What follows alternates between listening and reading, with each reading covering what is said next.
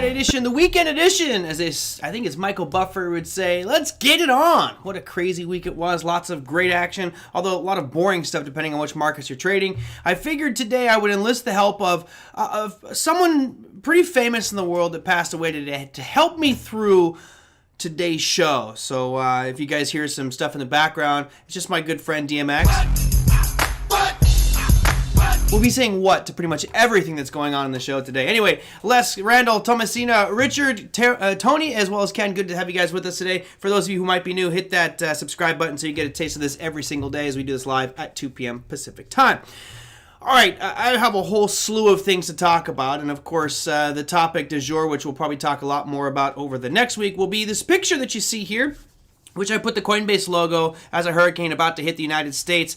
This is the most talked about topic, and it was kind of funny today. I was actually scrolling through Yahoo Finance. I'm going to bring it up here for you guys just so you get an idea. This is where, it makes me nervous that something might be overly inflated or bubblicious, as we will say. So here is Yahoo Finance. I'm just going to scroll through here and look at the number of cryptocurrency or Bitcoin headlines. All right, so we'll start right here. This is an ad. The first one, you've got first article, Bitcoin. Second one, cryptocurrency. Third one, Bitcoin. Fourth one, blockchain. Oh, real estate, but that's an ad. Fifth one, Bitcoin. Sixth one, Bitcoin. Everything in here right now is Bitcoin. It is absolutely just on fire as a topic du jour. So we shall see this week, next week, how that all pans out. I think you're going to see a lot of action in that crypto space, which of course I am pretty excited about, and I think many of you are as well. But I won't make the show specifically about cryptocurrency. I certainly want to talk about a bunch of other things. And we'll start with the US dollar. Now, I had some questions that came through about specific commodities, so we'll look at that as well. But rest assured, I'll try to get to everybody's questions as we progress through today's show. I know, I'm still pink. I look pinker with the shirt. I just don't know how to fix it. I'll get there eventually, Richard. I really need to, I really want to make sure that I get a little bit better idea of how to get this color correction going. But I'm going to say pink. I'm pink with envy, right?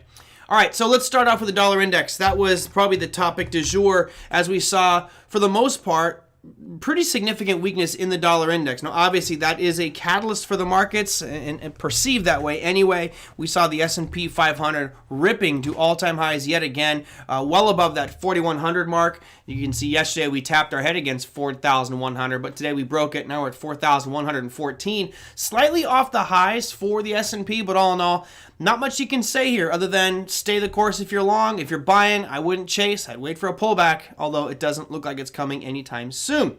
Now, of course, when we look at that dollar index, $DXY, that should be having an inverse effect on some of these commodities. So again, we talked about this on yesterday's show with gold breakout topic.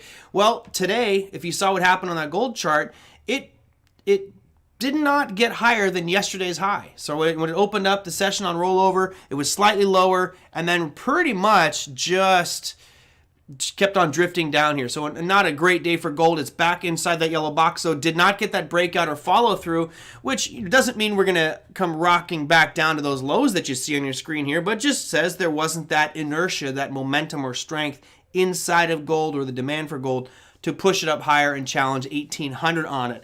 I am still optimistic on gold at this point, but we'll have to wait and see how next week transpires if we get back down deeper into this yellow spot here and just kind of go sideways for a while. So to me, not the best day for gold, but it certainly wasn't anything horrible. Thought this really was due to the dollar, I believe. You saw the dollar bounce just a little bit today, and that, again, impacted gold. Similar picture for crude oil. And as I read the crude oil chart here, I'll read a question.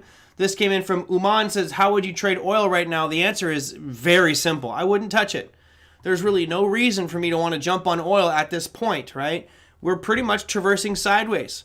And right now, you're almost the dead center of that yellow box, which we can make an argument that's the trading range for the last 3 weeks of the market. So I really would not be trading crude oil right now.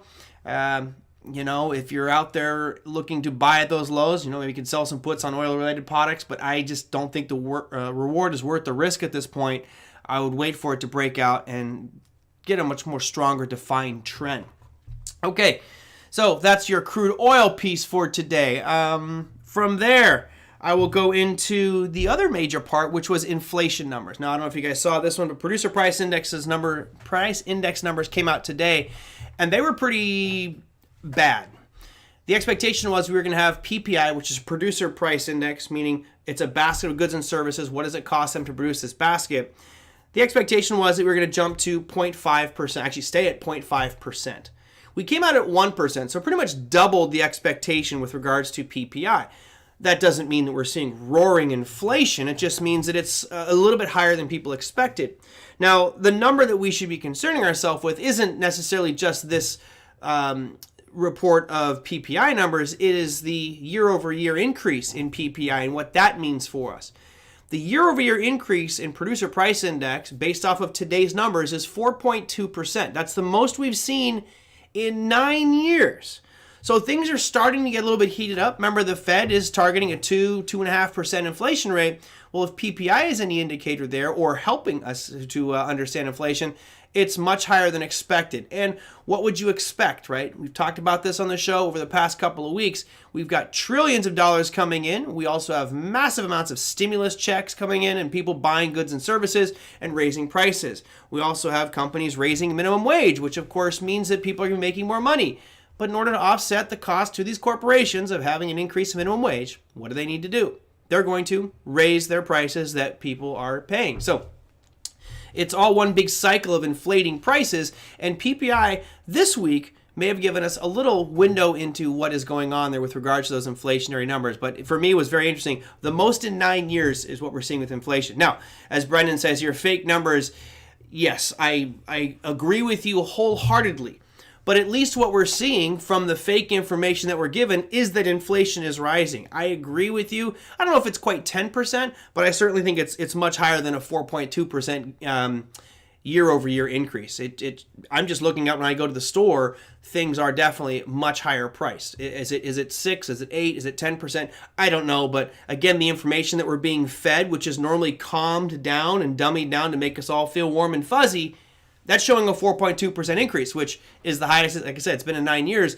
That's a sign of inflationary pressure. And if it is in fact much higher than that, then I think that there's challenges ahead, a bit of a rocky road, which you would normally expect to have a rocky road type of environment when you have a totally parabolic market. S&P ripping to all-time highs, shrugging off any area of concern.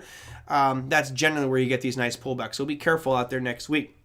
Uncle, hey, I don't know if he has all the answers, but pumping trillions of dollars of money into the market usually gets to use a lot of the correct answers. Let's put it that way.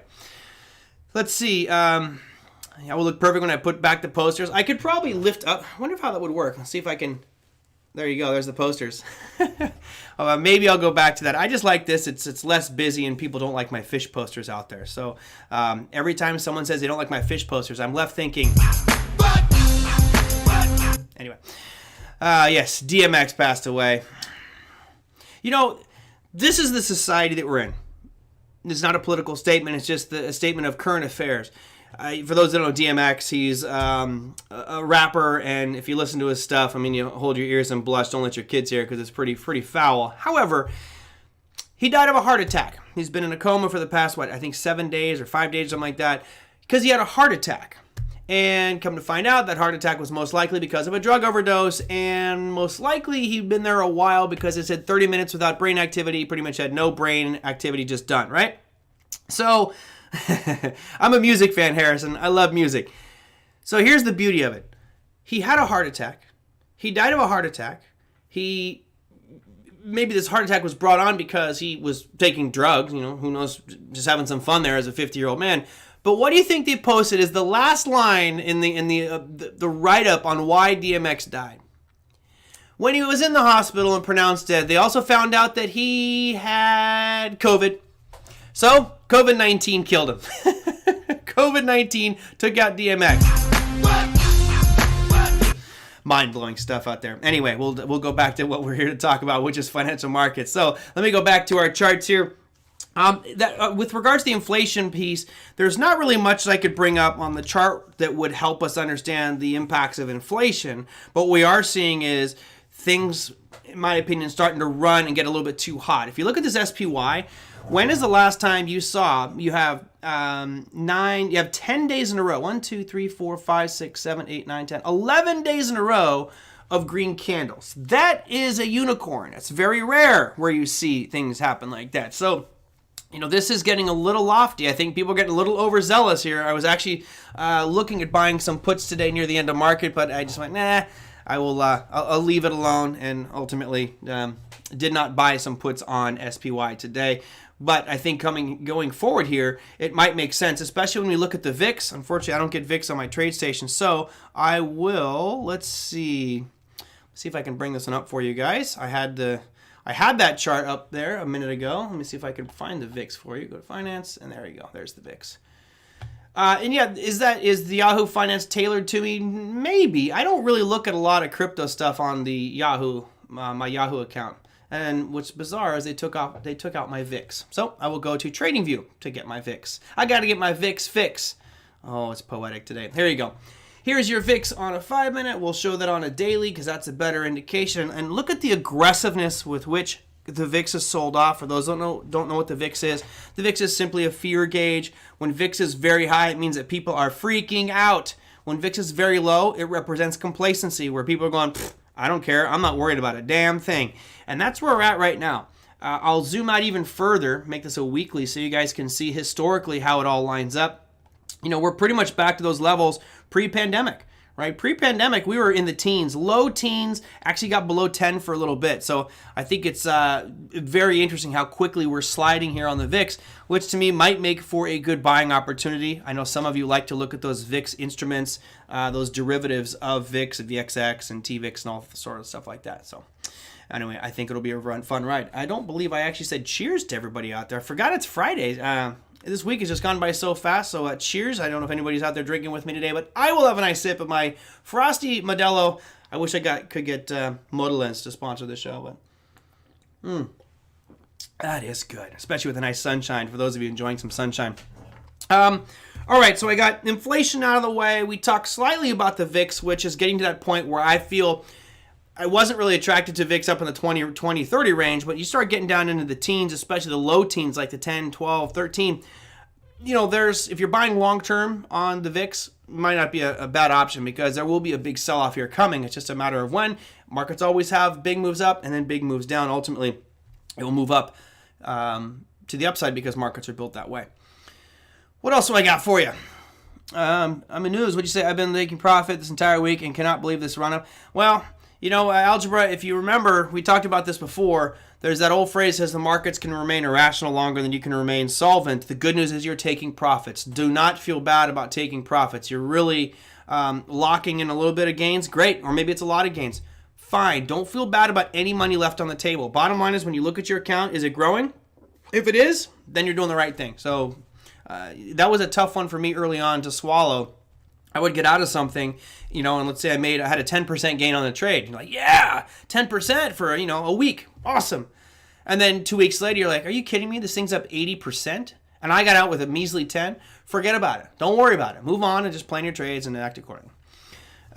Before beer 30 time. It is beer 30 time. And I do like a cold Modelo, especially on a hot summer day. All right, what else did I have? This is a question that came in a while ago. And I apologize I didn't get to it. I know, John, you probably wanted me to talk about this one, and I hope you're here with us, or at least listening to the podcast so you can get the answer to this one. You said, is there a broker, bank, or firm that will use a client's shares to collect premium in the options market, similar to how BlockFi pays a client for the use of their crypto? The answer is yes, and the answer is no. So basically, if you are keeping your shares of a security with a brokerage firm, so let's say, John, you've got 1,000 shares of Microsoft, and it's just sitting there doing nothing, right? And you're thinking, well, can I lend that out to somebody? Or why can't I lend out my shares to someone and let them borrow the shares? Well, first off, here's why you wouldn't want to do that. Because if you're lending out shares to someone, that generally means that they're shorting against those shares. They're taking those shares so they can sell them. That would go counter your trade. So if you could avoid having people use your shares to short, I would encourage that. The other side of this is your brokerage firm who is holding those shares, actually who holds an IOU for those shares, your shares are really held at the DTCC, the Depository Trust Corporation. Your brokerage firm is lending that out, but they're just not giving you any of the money for it. That's a privilege that they have reserved for themselves. And it's the same thing. It's just like what a bank does, right? A bank is holding your money, they're loaning it out and paying you a ridiculously small, insignificant amount. Brokerage firms are loaning out your shares, they're lending it out to people who want to short it, whatever securities you have, but you're not getting anything for that, any interest. Now you should, and maybe in the future, not right now, John, but in the future, this could be a very interesting model. I'm trying to get Caitlin Long back on the program. We interviewed her years ago, and she is amazing, and she is a revolutionary, a pioneer in blockchain. And she really is pushing to get all securities traded on the blockchain, or a blockchain, not the, because there isn't one, but traded on a blockchain. Much faster, less worry about things getting lost and transactions not being recorded. It's all on the blockchain, fast and easy and efficient. Once that happens, then I would now own my shares outright. Because again, for everybody who owns stock right now, this is one of those ones that is going to cause a lot of people's heads to explode. Many of you know because I've talked about this before. But think of it this way. Your 1,000 shares that you're letting sit at your brokerage firm, you are thinking, I own those shares. Right? So John's example, he's got 1,000 shares of Microsoft sitting at brokerage firm XYZ. John thinks he owns 1,000 shares of Microsoft. John does not own 1,000 shares of Microsoft. John owns an IOU from his brokerage firm, broker XYZ. That broker says, we give you an IOU for 1,000 shares of Microsoft. When you want them, they'll be there, but you don't have possession of those. Now here's the funny part. That brokerage firm does the exact same thing with the DTCC. The brokerage firm doesn't own those shares either. They're sitting at the DTCC, so your brokerage firm has an IOU. I don't know, if that doesn't blow your mind, I don't know what does. So you are like 2 degrees separation of your assets. You don't own them, your broker doesn't own them, but somebody else does. When we go DeFi, and I'm with Brendan here, he says DeFi, DeFi, DeFi. We should all be looking what the brokerage firm and the DTCC does and be thinking, oh, I didn't get my what? There it is. I got it. It's the DMX what? You got to be thinking, what? How is it that I don't even own those things? When we go to a blockchain, and securities right now are not on the blockchain, right? Once they are, then you will have access to it and you will own it. For example, we talk about Bitcoin private keys. If you have your public key and your private key, it's yours. You own it. That's the whole thing with NFTs, non-fungible tokens, is you have a public key and a private key, you own what's ever there. Nobody can take that away from you. It's much more secure, it's better, and there's trust in that system. Unfortunately, you can't. Brendan says, Merlin, how do you take possession of your shares? You really can't. In the current market system, the current market structure, you really can't. You could ask for a stock certificate, but I don't even know if that would work anymore. It used to be if you had the stock certificate, that was the ownership of the shares. I don't believe that works out anymore. It works that way. Yeah, sorry, Daryl. I'm just playing around with my DMX sound effects today. I was gonna have was it Prince Henry? I was gonna see if I could have a Prince Henry outfit soundbite, but he doesn't really talk much, does he? So when we go to that system, and this goes back to John's question, which is a great one, and I wish it was this way, guys. I wish that every single one of us that has money in shares, whether it's stocks, futures, Forex, anything, that instead of it just sitting at the brokerage firm, we could say, you know what, I still own it, but I will lend it out to somebody and collect 2%, 5%, 15% interest. The marketplace will dictate what that rate of return will be. And if you think about that system being implemented, which I believe it will, it's going to be a few years till it gets there, there's 2 sides to this. Who benefits and who loses? Who benefits is you and me. Because now we can do what the financial institutions have been doing forever, which is utilizing capital to make more money. And I want to use my own capital. They've been using us. So at a certain point, we're going to hear all these banks and brokerage firms and financial institutions going, sorry, for the podcaster out there, I'm probably blowing eardrums out there. But that's the way that it is. And I agree with Brendan. I don't trust any of these bastards either. They're a necessary evil. And it's unfortunately, we're a product of how the system was built. Why I love this whole digital asset economy is It's redesigning the way that the financial markets are built and trying to level the playing fields, because we always have this discussion of institution versus retail. Now, institutions will always, I repeat, always have the upper hand. Why? Sheer money, right? They've got the capital. So they will always have the ability to move markets. But should they have the ability to capitalize on interest generation and income streams and taking assets and making more money with those? No. We should be able to do the same thing. And that's where DeFi comes in, which I am a huge fan of, and I'm pretty excited about the whole industry going forward. So, John, that's the answer to your question is no. There is not a brokerage firm out there that will say, hey, you got some Microsoft? Tell you what, lend it out to whoever you want, and you get to keep that interest. That's how they're making their money, is by lending all these shares out. It's great. Brandon says, banks are the worst place to leave money. Well, I'll say yes and no. They're a necessary evil. What's nice about them is they're quick and easy access to your cash. They're stable, and they are insured. So as much as we hate them, I do think that if you need your emergency cash, and your emergency cash should be anywhere between 3 and 6 months worth of living expenses. I do 6 months just to make sure if something were to happen, I no matter what can survive on the money in that account alone, not touching any other investments, but that money alone for 6 months, right? That's my goal. Your number might be different, but I keep it there even though it's earning almost nothing, just to know I have that immediate access and it's safe no matter what. I'm going to get that FDIC insurance protection on it. That to me is worth that little bit. Anything above that 6 month, I've got invested elsewhere and allocated to areas that I'm hoping are going to generate me an income stream that will continue to grow over time. So what do you say? Let's see. What else do I got? Algebra says, but you could potentially losing money to lend money. Yep. Isn't there always a chance of the borrower not paying back? Correct. And this is one of those areas of DeFi that I still have to figure out. There are some sites out there where you can lend out assets and they're getting 30, 35, 40, 50%, which I just don't understand. I will be over the next couple weeks, since I am building some more additions to the Online Trading Academy cryptocurrency offering, which hopefully will be out in June. We'll do a lot on NFTs, yield farming, looking at staking and different ways to create revenue streams from it. But you're absolutely right, Algebra. Who knows what the end of this looks like? I mean, I could lend out my Bitcoin, and all of a sudden that person defaults. I'm like, wait a minute, now what? What's the recourse? I don't know. These are areas that we still have to figure out, but that is where the industry is headed, is that decentralized finance or DeFi. Is there insurance in DeFi? Do we pay for that? I don't remember signing any documents that said, hey, I want to make sure I have some insurance there on my DeFi. Okay.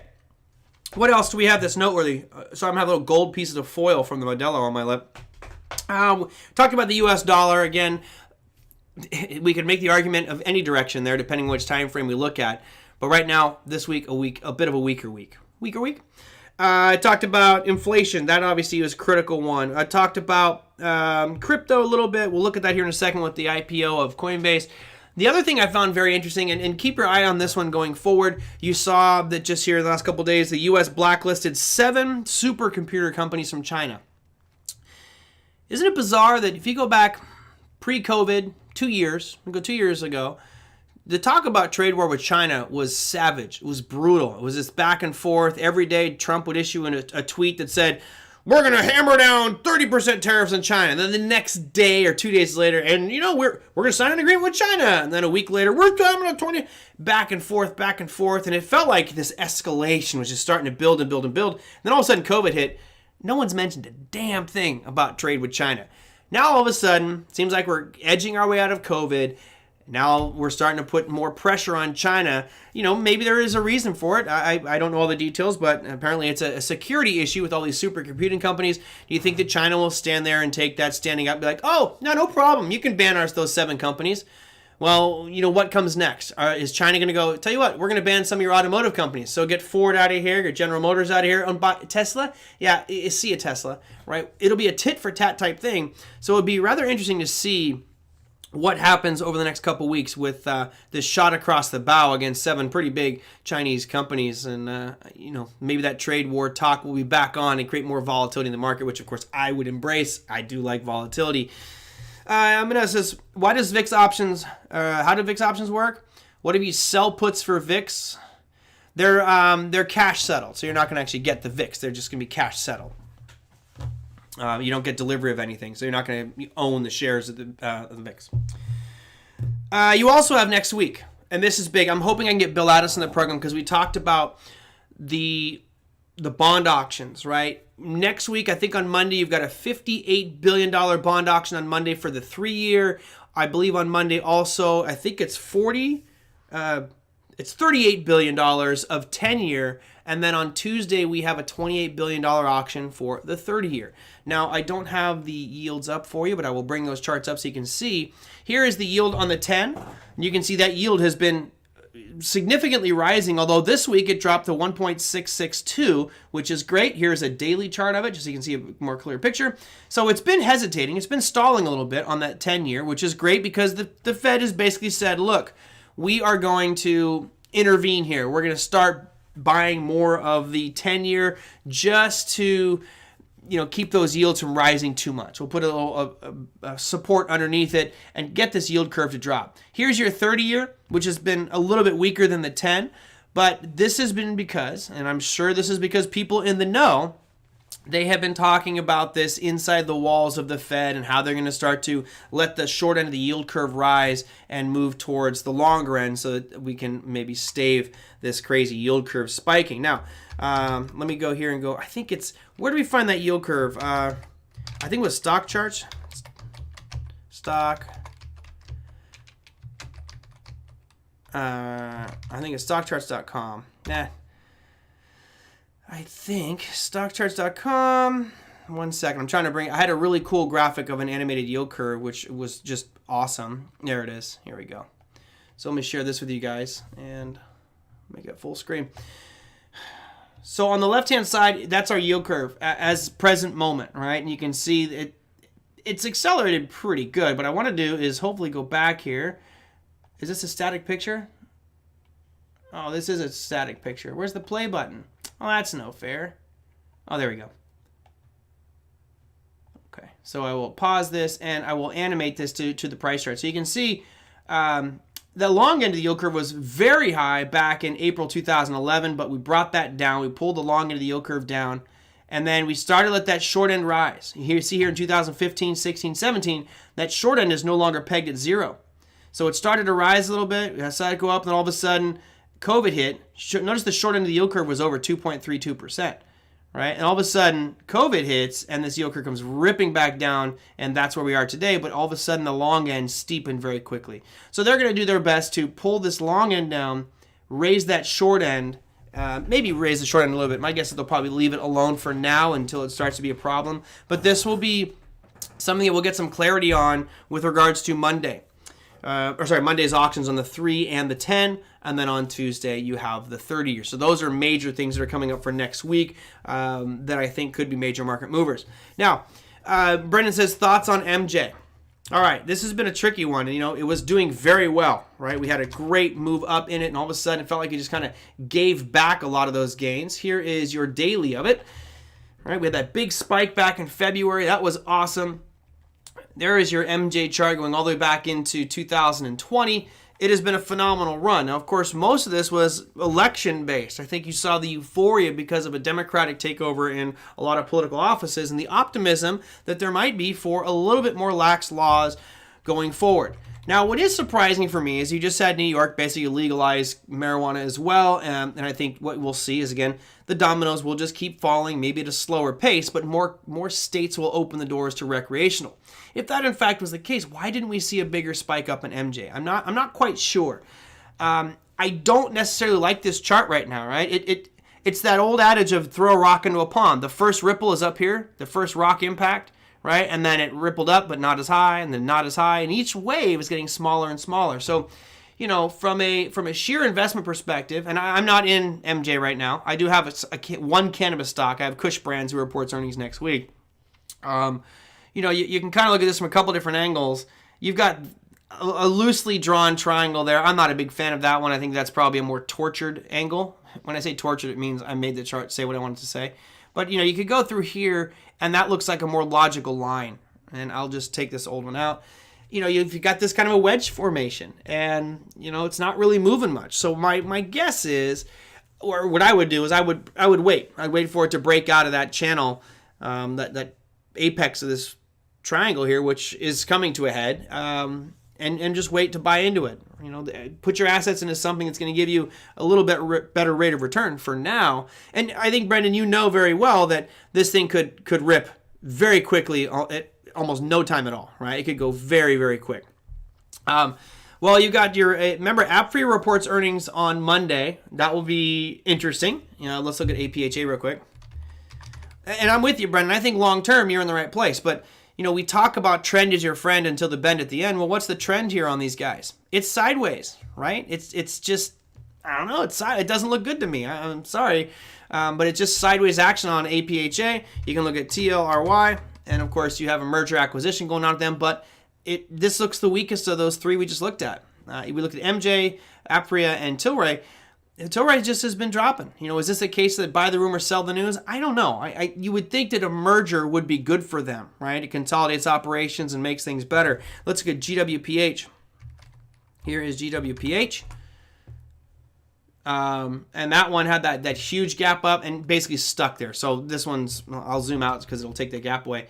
This looks better. It's still trending up, looks strong. But what these guys are doing through mergers and things is solidifying their place as one of the majors in the industry. So obviously that's going to be a little bit different than MJ, which is a basket of them.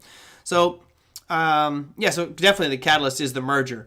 But, there's, with the merger, when you have a merger between two, the company that's acquiring the other company usually goes down in value, and obviously the one that is being acquired spikes up, right? That's generally what ends up happening with mergers. Rarely do you see both of them both vault up. Now, depending on the deal or the logistics behind it and what kind of synergies there are between those firms, they could both rise significantly. And Les, great question. Les says, if it's sideways, why not iron condors? I got nothing against that, right? You could do just simple spreads, or you could be doing iron condors where you're doubling up the spreads. Both of those do provide opportunities, and especially when you look at something like APHA, you got to be careful because of earnings, but it's not a super tiny range. I mean, if we were to put a little highs and lows here of the range for the past month or so, we could. I'll do it to about here. You're looking from 15 to 22. That's a $7.50 range. Plenty of meat on that bone to just do spread trades. And right now you're stuck near the bottom. So I think spreads or iron condors would be the way to go for these ones. It just doesn't look very promising, right? It doesn't feel like the excitement is there, right? And I think that this is the danger of it is you get your love affair, or you develop an opinion about something, and the charts are just telling you otherwise. Charts are just saying, hey, you know what? Emotion's not there. Look at the volume on MJ. The average volume on MJ, historically, going back to a 50-day average, is 3.2 million. But look at it now. It's been getting lower and lower and lower every day. It's at 670,000 now. So, it's a quarter, 1/5 of its normal average volume. And that's not just a one-day drop. It's consistent. So something is amiss here. I don't quite know what it is, but it just makes me feel like there's a lack of confidence in the MJ sector, which is why you're seeing it drift down. However, we know for sure that volume will pop back in at some point when there's a rotation of assets. And I think that that's predominantly why you're seeing this, Brendan. I think that you're seeing a rotation of assets into those companies that have been beaten down because of pandemic concerns. Restaurant companies, travel companies, airlines, all of a sudden are getting a nice big surge up. Part of the reason you're seeing the Dow just rip like it has been and S&P at all-time highs because they're going for the big cap companies. Russell starting to suffer right now. Why? Well, because people are going for the big stuff, right? That's getting their feet back on the ground. Cool. What else do I got? Any other questions out there? I have to end early today, guys. I have an eye doctor appointment. If you haven't guessed, someone asked me if I had allergies the other day. No, I have an eye infection thing. I did a list of things that goes on around here. I got an eye infection. Let me see. Do I have any other questions that came in that were pre-done? I do not. All right. So I have no more of the pre-done questions that came in. If you guys have anything last minute that you want me to get to, let me know. Type it in. I'll be happy to get to those questions as we wrap up here. But let me look and see. We talked about the VIX options. What else do I got? How do you take possession of your shares? You don't. But no wallet in DeFi, correct?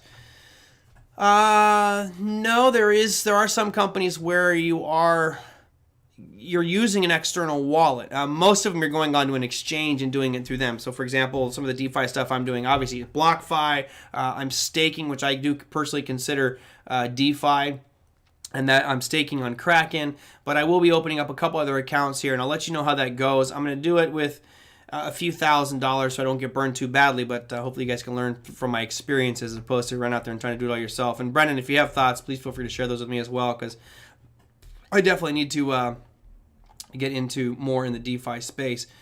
Let's see. Tony, I wasn't avoiding you, brother. Tony says, is the late rally today into the close a bullish sign for equity markets? No. Nope. Absolutely not. It's basically clearing plates for the weekend or accumulating positions for the weekend, right? So we'll go change this to a 5-minute. The difference is this. If you saw it, let's say we have a huge sharp rally on a Monday afternoon. It's Monday, markets are about to close, and you get this big rally. I would think differently of that because now you have a smaller window until the market opens up again, right? So if you're trading an equity market, that equity market's going to close at 4 p.m. Eastern Standard Time. But it opens back up at 9:30 in the morning. That's a smaller window of time than Friday closing and opening up Sunday night for the futures, or Friday closing for equities and opening up Monday morning, where you have 2 full days of closure. Over those 2 full days, that enthusiasm, that rush, that momentum that was there to drive it up at the end, usually that disappears. And whatever news came in over the weekend creates a new catalyst either to the upside or the downside on Monday morning or Sunday night when the futures markets open up. So not really. But if, like I say, if it did happen when the markets, like on a Monday, then I would be actually watching that. I'd watching the futures market in the after-hour session and see if that enthusiasm is there. I would probably have a little bit more of an interest in that on a Monday, Tuesday, Wednesday, or Thursday. But Friday, nah, because I got the whole weekend ahead of me. All right, what else do we got? Any last minute questions? Type them on in here. VIH? Yeah, VIH, it's still just sitting there. I mean, really not doing too much. Today you had this is a 5-minute. Let's go to the dot D. Okay, here's your daily of it. Today you had like a small little red candle. What that is, guys, that's actually a bearish Harami formation. We'll have to wait and see if that follows through here. I do think personally, and again, this is just my opinion, I think that this is going to get swept up in the crazy enthusiasm of the Coinbase IPO. Now, yeah, I think initially the Coinbase IPO was supposed to open up at like $100, and now because of the colossal earnings announcement that they were made, because remember, they were private, they don't have to report their earnings to anybody. They came out with their earnings statement, and people's eyes were just like, wow, we didn't realize you were doing that much business and making that much money. You know, now you're hearing 350, I'm hearing 400, I'm hearing 600. It could be pretty crazy how volatile that will be on Wednesday morning, and I'll be watching that one very, very closely. VIH, yeah, it's okay. The chart isn't the best. I like what they do. Again, when you have an exchange that's backed by the Intercontinental Exchange and it's backed by the New York Stock Exchange, you know, you're in a very good position. But right now, Coinbase is eating their lunch, so they need to really kind of step up their game going forward. But would you rather own, you know, shares of Coinbase at 350 or 500? Or shares of this new backed SPAC merger at $14? I think that this might be the better value long term, but hey, that's just, I'm putting my money where my mouth is because I am long VIH and I'm also long on the warrants on this one as well, just so you guys know. Kraken whiskey, no, Kraken the exchange, buddy. I don't mind the Kraken whiskey. That's okay. It's actually not whiskey, it's rum, right? It's this Kraken spiced rum. All right, what do I have here? Vasily says I have AR since $4.29. Look at AR. You're bringing up penny stocks. You know, I don't normally talk about penny stocks, but we'll do it for you because you know what? It's Friday and I got a Modelo in my hand. That is a thing of beauty. Antero Resources, that looks great. You talk about a beautiful trend. It's not too strong. It's not these major impulsive spikes. It's just big moves. It is looking a little concerning right now at 919. So Vasily says, I have AR since $4.29. My stop loss is below the 50-day moving average. Should I keep it there or adjust it lower or upper? Well, let's bring on 2 different moving averages here just to get an idea of what it's been responding to most. So I like to use these 2. There's your 20 and your 50. If you were using your 50-period moving average on this one, Vasily, you would be out right now, right? Because it actually closed below the moving average. And this, I'm pretty sure, is the 50. I can tell by the smoothness of it. It is. Yeah, these are 20 and 50. So that red line is the 20. The blue line is your 50. It's been respecting the 50 all the way back into October of last year. So if your rule was, hey, if it closes below that one, you're out, then you should probably get out. Unless it opens up Monday morning higher than that 50-period moving average, I would say just get out. It's not done. It's still making higher highs and higher lows, but I'd hate to see you give back a lot of your profits on this one. Initially for me, I don't usually like using moving averages, but I'd be using the low of this guy here, which is 864. I'm looking at the candle from the 25th of March. I'd be going below that low there, and if it broke that, I'd definitely get out. But if you've been using the 50-period moving average, I would stick with that. And all in all, you've had a great trade. You're up about 100%. Awesome, huh? All right, what else I got? I saw an announcement today that SPX is going to 24 times 5. I don't know. I don't know about that one, Randall. I'll have to look into that one. Don't know. Yeah, you know what? And this is one of the great things about crypto, folks. 24 hours a day, 7 days a week, 365 days a year, no breaks, no outages, no rebalancing of the books. I mean, you talk about efficiency. No equity market around the world can say that they've done that. That's pretty. Even Forex markets, money's traded every single second of every day in every market around the world. Every second, there's a transaction. At 3 o'clock in the morning while we're asleep, somebody is out there making transactions in dollars and euros and yen and pounds. Yet those markets, currency markets, actually close. That's kind of crazy. All right, let me look at the last little piece here, and this is about the markets. I'm going to wrap things up. Here is what's happening for Monday. You can see on the screen there 10:01. Why they would 01, who knows? It blows my mind. But 10:01, you have the 10-year Treasury auction. We'll see about that. And then the two numbers there are going to be the yield and the bid-to-cover ratio. Now, we've already talked about that with Bill Addis, so if you want more information, look at TraderMerlin's YouTube page and type in Bill Addis and look for the most recent show he did. We talked a lot about that bid-to-cover ratio, which is very important with regards to that bond auction. Now, what else is important for this week? Well, those two for the U.S., the 10-year bond auction, the federal budget balance, but really the bulk of stuff is going to happen Monday night. That's at 11 p.m.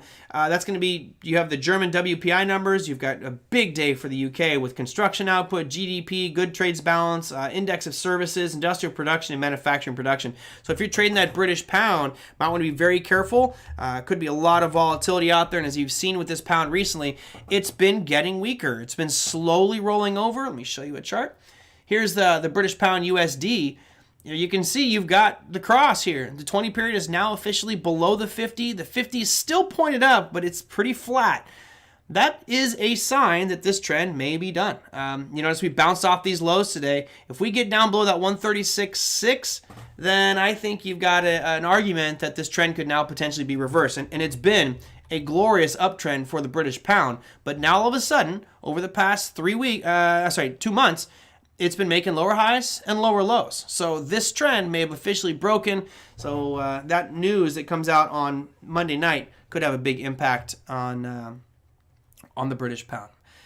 All right, that is it. It gives me plenty of time to make it over to my eye doctor. Hope that you guys have a fantastic weekend out there. I am trying to get a couple guests on the program for next week because this week was a pretty intense one just of me. I know that you guys probably are bored to death hearing me talk about the markets for 5 days straight. It's 5 hours this week you put up with me. Hopefully you enjoyed it. Hopefully you got some good information out of it this week. We had a wide variety of shows to go across. So hopefully we will have some guests on the program next week. Again, if there's somebody, I know that Brendan wants Gregory Manarino on here. I will reach out to him this weekend and see what he has to say, and maybe he can get him on the program. Patrick wants David Warner. I'll see if I can get David Warner on. I've got requests. We've got one. David Warner was one. The guy out of Chicago. I completely forgot his name. One of the Chicago traders. No, not the one that you guys thinking of. It drives me nuts when I know the guy's name. Jerry Baldwin.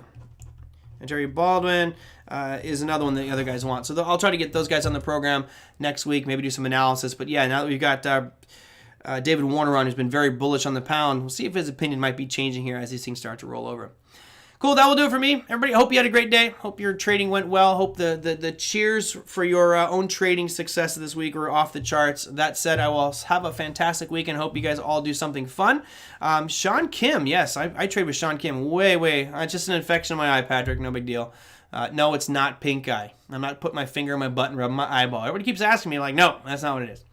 I don't know who Steven Ichau is, but hey, you know what? Email me. Easy way, guys, is just type into the email here, TraderMerlin@gmail.com, and tell me who you guys want to see on the show, who you want interviewed. And if there is somebody specific, let me know what you want me to ask them too. Sometimes you have a specific question that I may not get to. I'll do my homework this weekend and see if I can reach out to these guys and get them on the program. All right. That said, everybody, have a fantastic weekend. Do something fun. Enjoy it. And I will see you guys on Monday. Take care, everybody. And by the way, shout out to DMF.